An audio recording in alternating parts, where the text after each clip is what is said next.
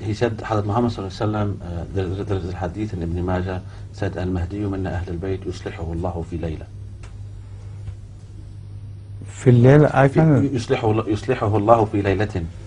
يصلحه الله تعالى في ليلة. Yes, over one night. Where is this hadith? Ibn Majah? Ibn Majah. First translation, then I'll do it. I don't see why any confusion arises out of this. That Laylatin means that all light would have disappeared. Like at the time of Laylatul Qadr, the light had disappeared and then Muhammad sallallahu alaihi wasallam brought that morning, or God brought forth that morning through Muhammad sallallahu alaihi wasallam.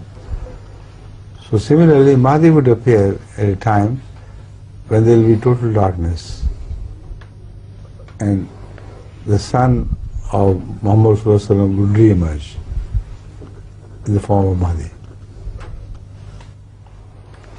You see, this is to what Muhammad sallallahu alaihi wasallam refers in that hadith of Bukhari, that al-iman al-muallaqam in the suraya.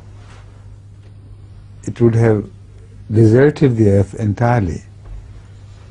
So when Iman deserts the earth, what remains? Al-Layla.